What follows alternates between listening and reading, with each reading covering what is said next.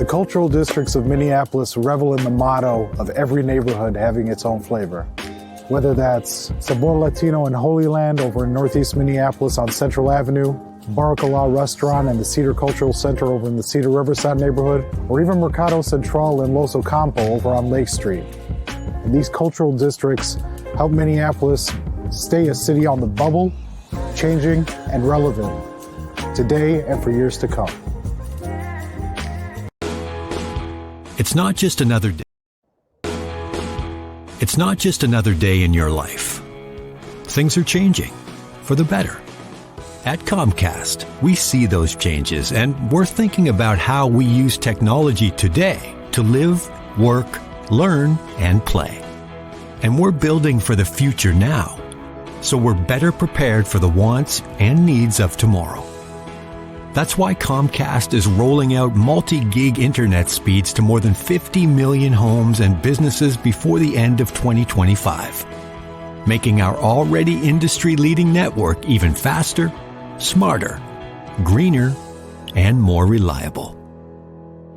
Over the decades, Comcast has been your partner, working hard to serve your community, and will continue to be your partner.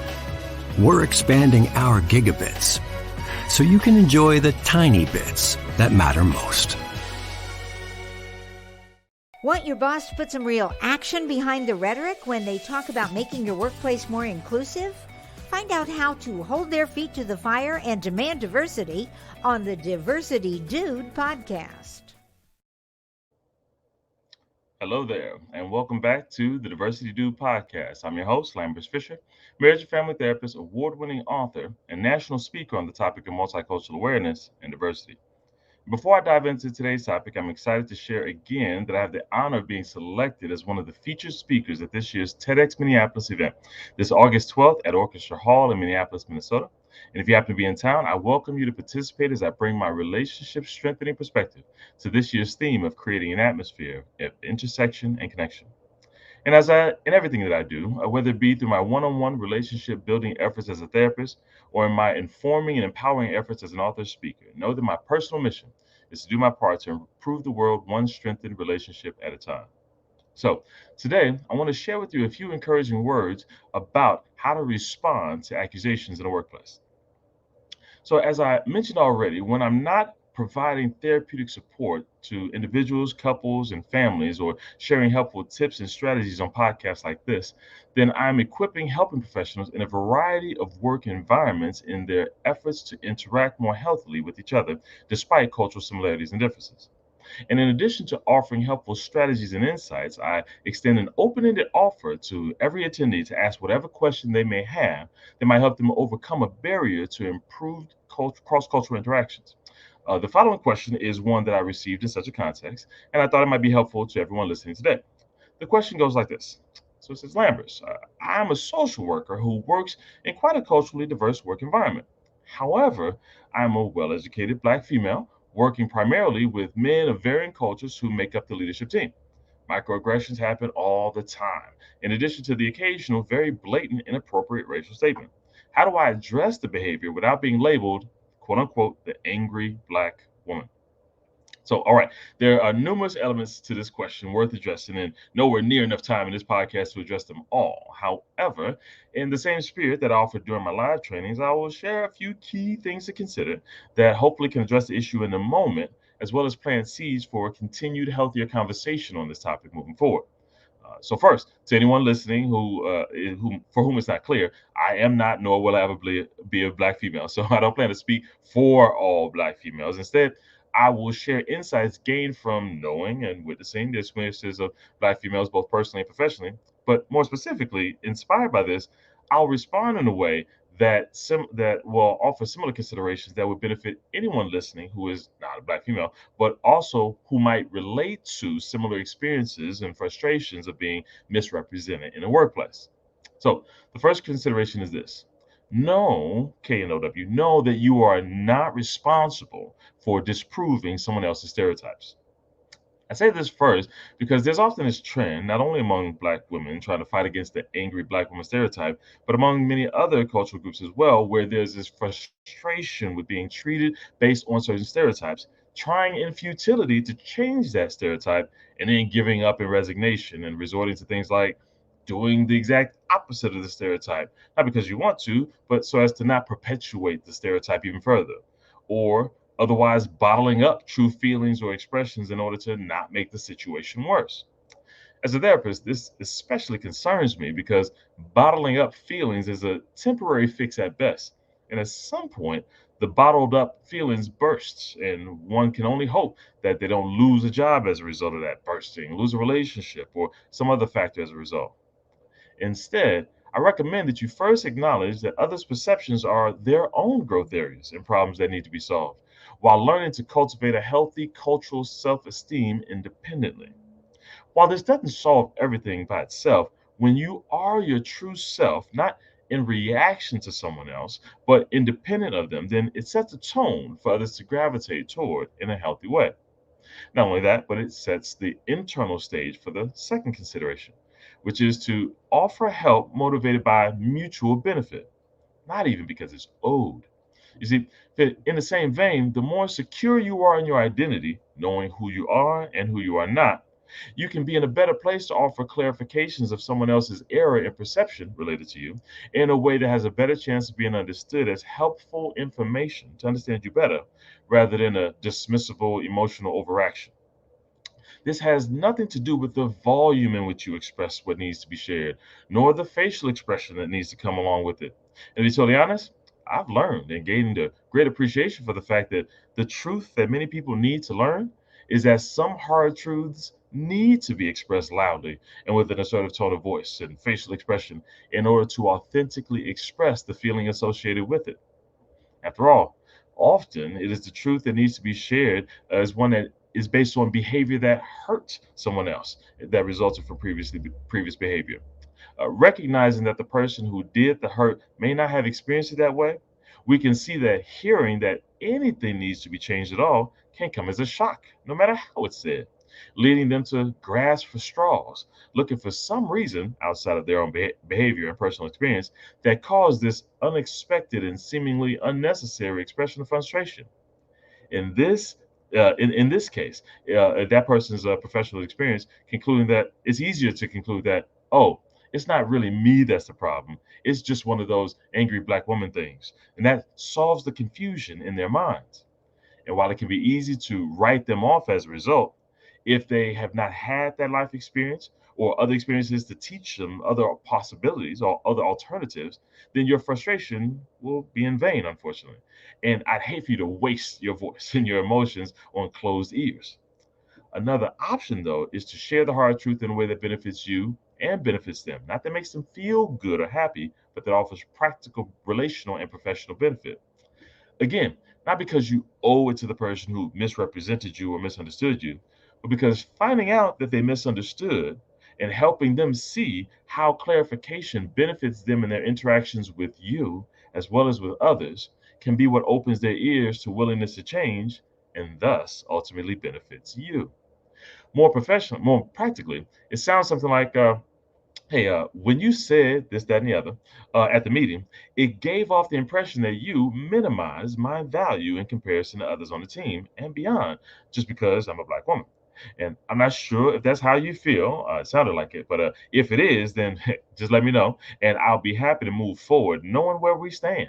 And then I'll take whatever steps I need to do to make sure that your unjustified view of me doesn't hinder my ability to do my job and progress professionally moving forward. If, however, that's not how you feel, then not only would that be great to hear, but now that you know the message that you're conveying, even unintentionally, I'll look forward to you showing in action your openness to changing what you say or do accordingly. Which leads to the third consideration, which is to offer help that benefits those who come after you. Again, not because it's your responsibility, which I had to start off with, but because it can help reduce the internal resentment that can come from you having to say anything in the first place. It can be a sacrifice to risk highlighting an opportunity for change behavior in someone else, knowing that the other person likely won't like hearing it. and knowing that it can feel easier for you to just endure silently.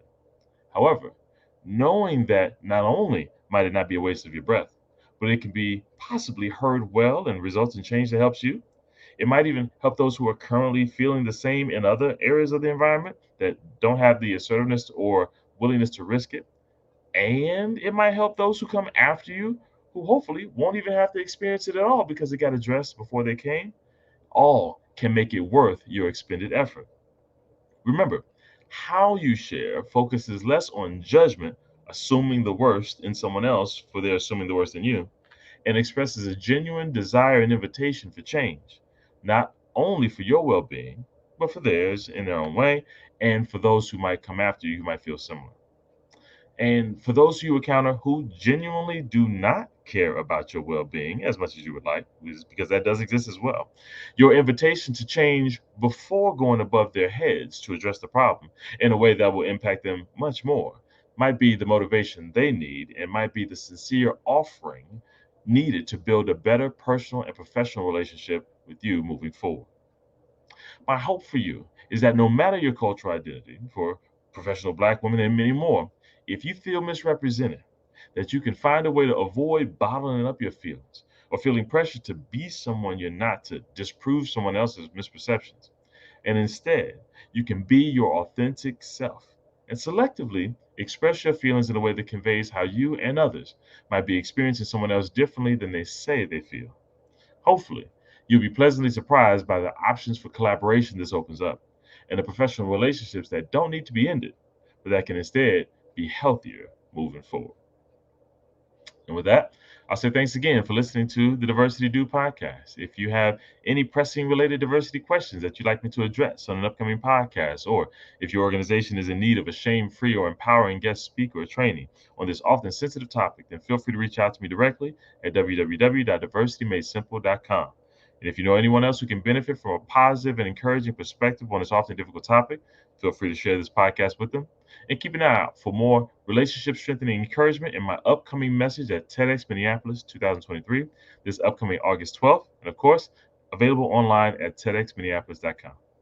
And as usual, I look forward to addressing as many topics as possible in future podcasts to help improve as many relationships as possible at work, at home, and in your community.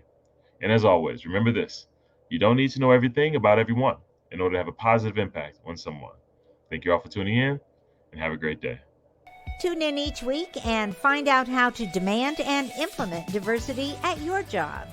To hear more, check out previous Diversity Dude shows on ShalettaMakesMeLaugh.com. Hi, I'm Shaletta Brundage. I'm a media personality, podcaster, and a business owner. But my most important role is mom. 3 of my beautiful kids have been diagnosed with autism spectrum disorder. When I didn't know who to trust or where to turn, I found ACRA. ACRA provides home care services to families all over Minnesota. The care is not one size fits all. They know each one of my kids is unique. They listen to what resources we needed and what's best for our family. I've seen my kids grow and thrive with ACRA's in-home care. While autism is the most common diagnosis among ACRA clients, ACRA offers personalized in-home care services for people with disabilities, chronic illnesses, behavioral diagnosis, and mental illness. They work with children, adolescents, and older folks too. Find out more about ACRA at their website, acrahomecare.org. ACRA helps me provide my kids with a better quality of life. They can do it for your family too. COVID-19 is still circulating out there in our community, and it still presents a real danger for those at higher risk. You can do your part to protect the most vulnerable. That's older folks, those who are immunocompromised or have certain lung, heart, and other chronic conditions, and people who are pregnant or have just given birth. Consider getting tested before spending time with these folks or wearing a mask when you're in close contact around them. Show you care by taking care. Children's Minnesota, the leader in specialized healthcare for kids, is here to raise awareness, standards, the bar, the stakes, the question, the curtain. On raising kids' health to the highest priority, Kids need equal access to healthcare, more pediatric expertise, a voice for change. Kids need us, all of us. So let's raise them up. Children's Minnesota, the kid experts. Do you worry that lead-based paint in your older home might be dangerous to your children or kids who visit you? Well, Hennepin County put those fears to rest. Hennepin County offers free lead tests and home assessments. If they find anything, eligible homeowners and landlords can receive up to $15,000 for work on the home, including new windows. The government banned lead-based paint 45 years ago when it was discovered that lead poisoning can affect development and cause permanent damage in young children. But 75% of those homes built before 1978 still contain some lead-based paint. As the paint degrades, it can make dust that little kids ingest when they're crawling and putting things in their mouths. So make sure your home is safe and hazard-free. Learn about testing and that $15,000 grant at hennepin.us/lead control. That's hennepin.us/lead control. You know Shaletta makes you laugh, but did you know Shaletta Brundage can also make you think and boost your business? Media personality, activist, and comedian Shaletta Brundage founded Shaletta Makes Me Laugh to celebrate and share the best of Black culture. It's a podcasting platform. You can download 10 weekly podcasts hosted by African-American subject experts at ShalettaMakesMeLaugh.com or wherever you find your favorite podcasts.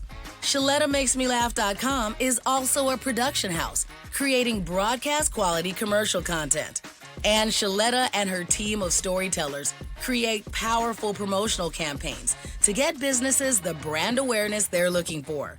Some of Minnesota's top businesses trust Shaletta, and you can too. Get out the word about your events and products and get in front of communities of color with ShalettaMakesMeLaugh.com. She's got the power to help your business.